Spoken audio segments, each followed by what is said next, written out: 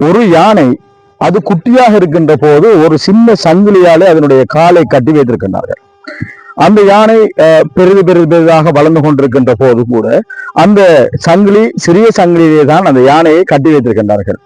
அந்த யானை உணர்கிறது நாம் தப்பிக்க முடியாது, இந்த சங்கிலி எங்களை இறுக்கி பிடித்திருக்கிறது என்ற உணர்வோடு அந்த யானை இருக்கிறது. இந்த சிறிய வயதிலே அந்த யானையை சிறிய சங்கிலியிலே கட்டி போட்ட போது அது பலமுறை முயற்சி செய்து பார்த்தது, அந்த சங்கிலியை உடைத்து கொண்டு போவதற்கு முடியவில்லை. ஏனென்றால் அது பலம் இல்லாத ஒரு சிறிய பருவமாக இருந்தது.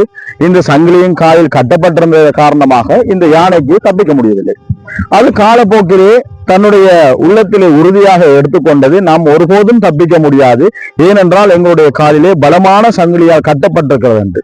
சில காலங்கள் கடந்து அந்த யானை பெரிதாக வளர்ந்த பிறகும் அது பலம் பொருந்திய ஒரு யானையாக அது உருவாகிய பிறகும் கூட அந்த யானை தப்பிக்காமல் அதே இடத்திலே நிற்கிறது.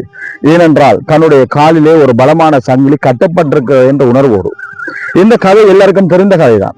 இதை இந்த இடத்திலே நான் ஞாபகப்படுத்துகிறேன். ஏனென்றால் இவ்வாறுதான் நம்மில் பலர் எங்களுக்கு ஏற்பட்ட சில தோல்விகளை நாங்கள் மனதில் வைத்துக் கொண்டு இன்னும் முயற்சி செய்யாமல் அதிலிருந்து வெளிவராமல் ஒரு அச்சத்தோடும் பயத்தோடும் எங்களுடைய எதிர்காலத்தை துளைத்துக் கொண்டிருக்கிறோம். ஒரு விடயத்திலே நாங்கள் தோல்வி அடைந்தால் அது கிடைக்கின்ற அந்த அனுபவத்தை வைத்து அடுத்தடுத்த காரியங்களை இன்னும் பலமோடு இன்னும் திடகாத்திரமோடு நாங்கள் அதனை முன்னேறி செல்வதற்கான ஏற்பாடுகளை எங்களை ஆயத்தப்படுத்திக் கொள்ள வேண்டும். வெறுமனே அந்த யானை போன்று எங்களுக்கு பலம் இருந்தும் இயலாத ஒரு நிலையை உள்ளத்தில் கொண்டவர்களாக இருக்காமல் அதில் இருந்து வெளியே வர வேண்டும். எங்களுக்கு ஒரு சம்பவம் நடந்திருக்கலாம், நாங்கள் தோல்வி அடைந்திருக்கலாம். அந்த தோல்வியே காலமெல்லாம் எங்களுக்கு தோல்வி அல்ல, அது எங்களுக்கு கிடைக்கின்ற ஒரு படிப்பினை. எனவே இப்பொழுது நாங்கள் பலம் வாய்ந்தவர்களாக இருக்கின்றோம். தோல்வியில் இருந்து கடந்து வந்த நாங்கள் இன்னும் பலத்தோடு இருக்கின்றோம். எனவே எங்களுடைய அடுத்தடுத்த கட்ட முயற்சிகளை நாங்கள் முன்னெடுக்கின்ற போது மிக பெரும் சாதனையை நாங்கள் எதிர்நோக்கி நகரலாம் என்கின்ற ஒரு தகவலுக்காக இந்த கதையை நான் உங்களோடு பகிர்ந்து கொள்கின்றேன்.